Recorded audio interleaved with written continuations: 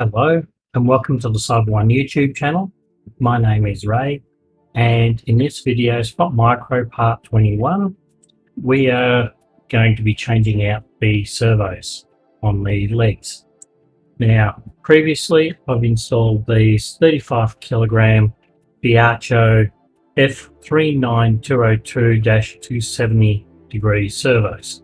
These are a 270 degree servo, as the name suggests, and they have an upper operating voltage of 7.2 volts, but I found if you run at 7 volts for any length of time, they will burn out. These are ideally suited to a 6 volt system. They are very torquey and they can actually do quite a bit of damage when they jam up, so I found out. So I'm going to replace these with these ones. This is a PDI HB5523MG made by JX Servo. Now this one's rated to run at 6 volt and 8.4 volt. So ideally, if we're running around the 7.4 volt with our battery pack, this is going to be an ideal servo. It'll give us somewhere around 20 to 22 kilogram per centimeter Newton force, and that'll be ideal for this robot, I think. The only downside is these cables, which are 265 millimeters long, are like the 35 kilo ones, just that little bit too short. And if you try and put a extension on it, like this is one that I've made up, the actual join ends up being right in the shoulder joint and is very inconvenient in its location. It restricts the movement of the shoulder somewhat. So what I'm doing instead is I'm actually extending the wires for 4 of the servos, these are the ones for the wrist, and adding in a section down lower where it's not going to be a problem, so that it'll reach further. These are long enough, it doesn't matter, I can do these all the same length, and it doesn't matter whether the front or the back, it'll still reach this is the same layout, it'll still reach the servo driver. Alright, so while these look like they're just bare solder, I do have heat shrink over the top of those, and in this video we're just going to do one of these and then I'll install it in the robot. So this is one I've prepared earlier. I've actually done, just to make sure it was going to work, I've actually done the back legs already, and you can see one join there and one join up here, and it appears to work quite well. The other thing I discovered when watching some videos on how the Spot robot by Boston Dynamics works, I'd been setting 90 degree position for this servo, so it was straight down, and after watching that video, in hindsight, that is not correct. It's more of a 45 degree angle that we need that 90 degree position at. So the middle position needs to be closer to 45 degree. And that allows the leg to go back past level a bit. And that'll help with trying to balance the robot and in getting the robot back onto its feet if it falls over. So I've done both the back legs so far, but let's get this front leg done first. Now we're only extending the wires on the wrist, so that's the bottom servo down here. All the others are okay. So I'm using the same color scheme as used on the servo leads, that is brown, red and orange. And these are 150 millimeters long. It's hard to see that ruler, but yeah. 150 millimeters long for all 3 of them. And we're going to cut the servo wire 40 millimeters from the servo, and that's where we're going to do an extension. We also need some heat shrink. I'm using clear heat shrink. You can use whatever heat shrink you like.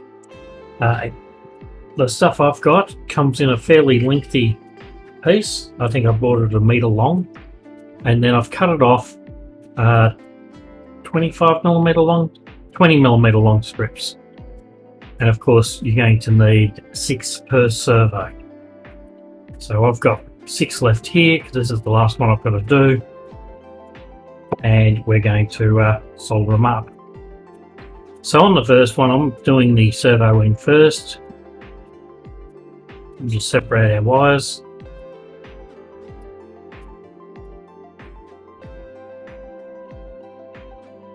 Now, since my last video, I was working on my Robot Lab version 8.2.2, which is a version of Nixie. And since then, there have been quite a few versions come out, and the new config systems come out, which means the program that I have on the GitHub is no longer working with the latest versions. Still works with version 8.2.2, but not with the later ones. So one of the things we're going to do is also upgrade and fix the program to work with the latest versions. At the time of recording, the most recent online is version 1034. Now I'm stripping these back about 5mm.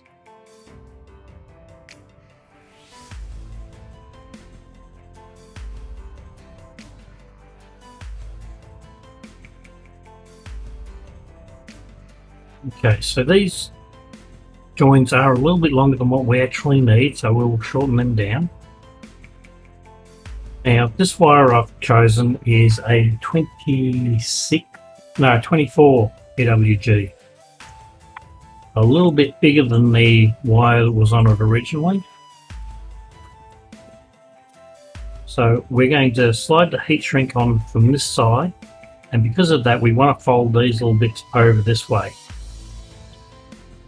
Ideally, if I was really concerned, I would probably stagger my joints, but we're only talking low voltage, so I'm not going to bother with that today.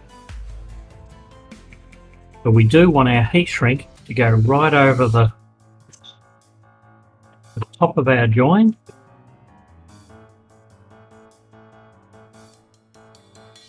like so. So it's my heat shrink is between these 2 points,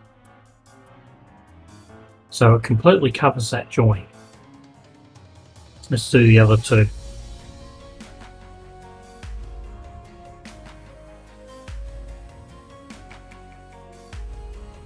Now a little bit of hot air to shrink these down so they don't come undone and come loose.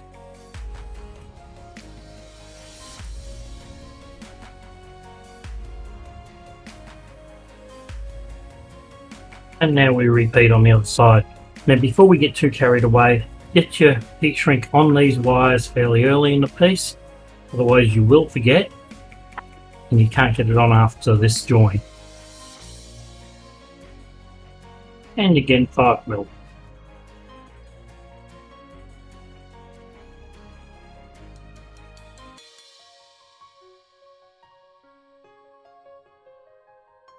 Okay, so once our solder joints have cooled a bit, we'll trim them down again. And that bit of heat shrink we put on before can slide back up over our joint.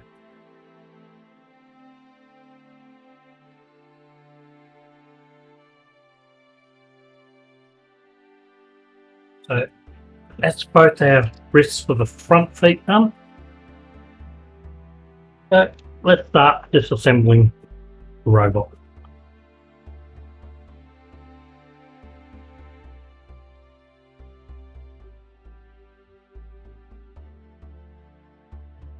Now this will become back heavy when we pull this off, and it is going to want to fall over backwards, so just be ready for that and try and prevent it from falling over backwards. We don't want it falling off the desk.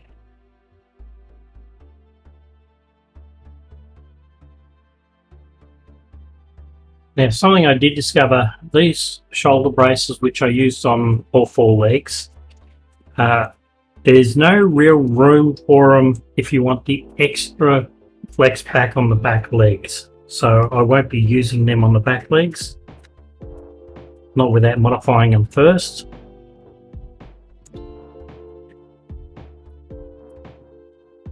But I still can use them on the front legs.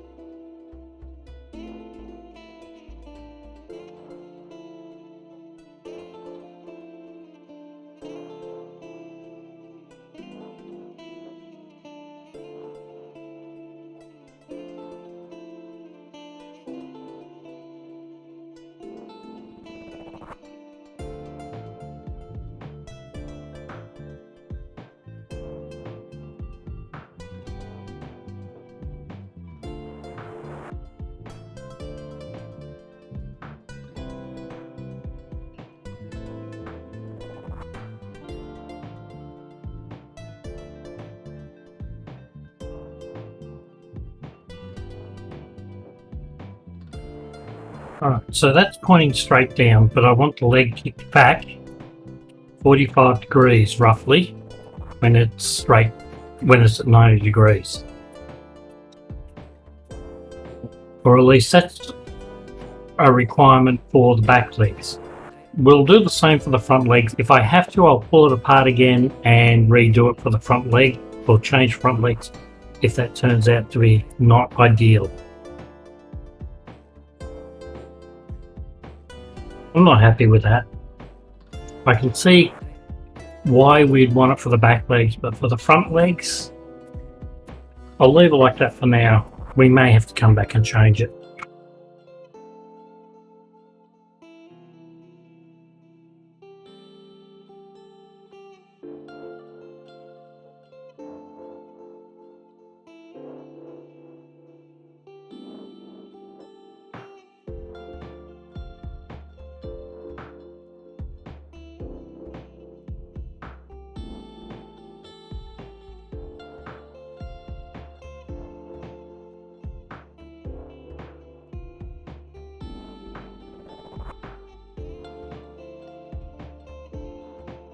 Okay, that's our first leg done.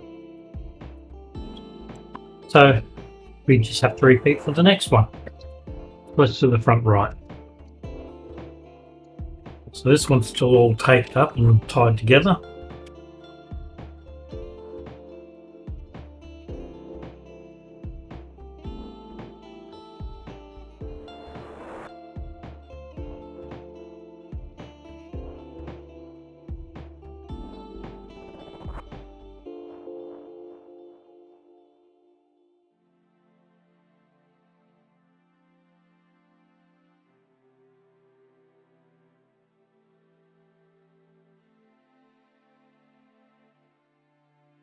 Okay, so here was one of my first issues.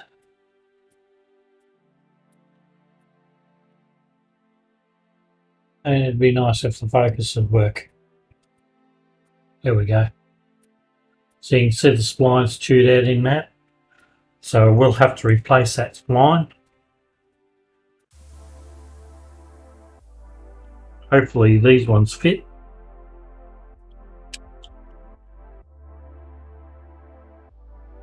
quite.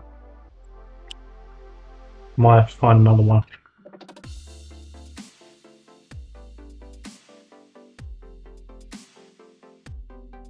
But we'll come back to that.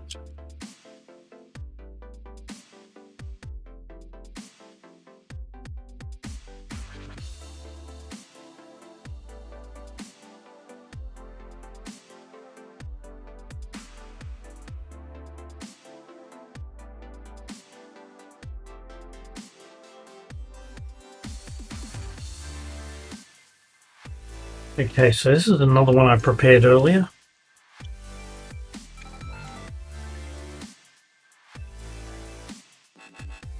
The wires were extended. I think I showed this earlier.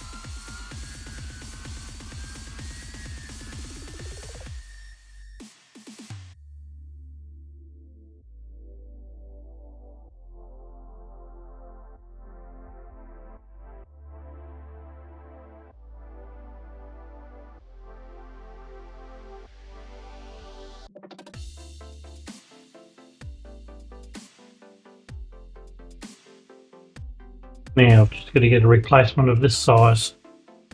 Okay, so it pays to never throw out the spares of these things. So I've now got a spare. So this will be mounting up this way.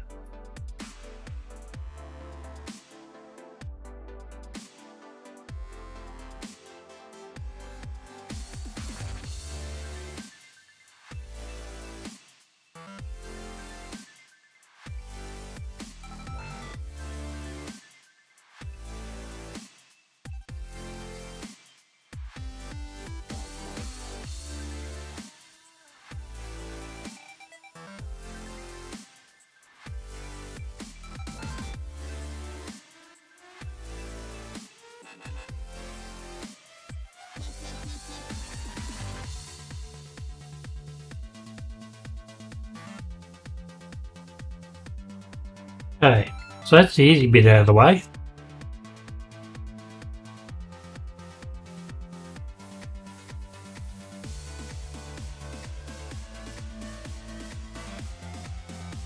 I'll probably put another cable tie through there, and that'll keep this nice and neat.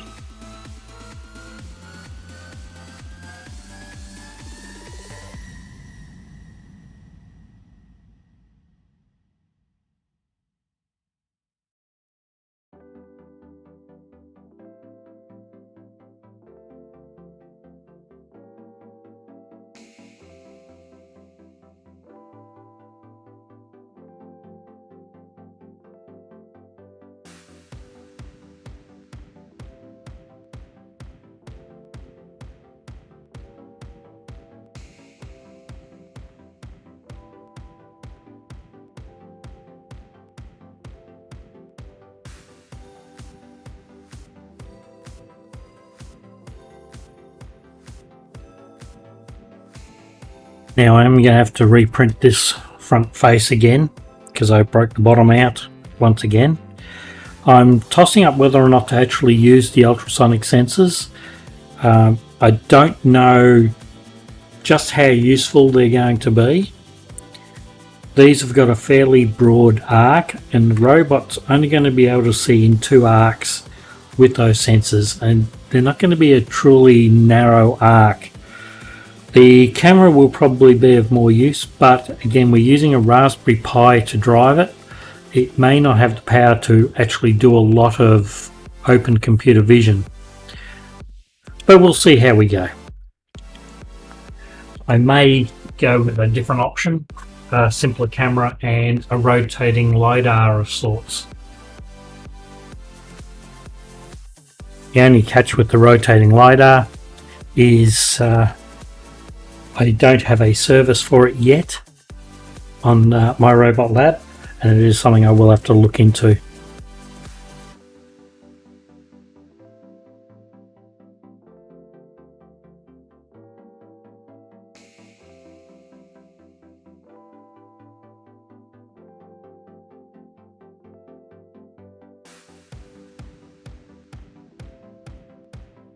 Okay, so that's all our servos back in. We're now running all 8-volt servos, so I can turn the power supply up, feeding the robot dog. In the next videos, I hope to upgrade the version of my robot lab running. Currently we're running 822, so 1.1.822. At the time of recording, I know that 1.1.1034 is out, and looking at the activity happening on my robot lab at the moment, it would not surprise me if there's some new releases again very shortly. They seem to be releasing 1 or 2 versions every week or so. There's been some fairly significant changes made, so the program's going to have some fairly significant changes made to it. So we'll explore that in the upcoming few videos and see how we go. If you like these videos, don't forget to click on like, subscribe, ring that notification bell. It's a form of support, helps the channel a great deal and costs you absolutely nothing. If you'd like to help the channel further, you can join my long-term Patreons, VIPs Go Lucky and Lawrence Berger, or my Builder Patreon, MRL45. They have been supporting this channel for over 12 months, going on 18 months now. I also have a Discord channel. If you'd like to see more information or have questions on how I'm building this, feel free to join me in Discord and ask your questions, and I will do my best to answer them. And we will see you in the next video.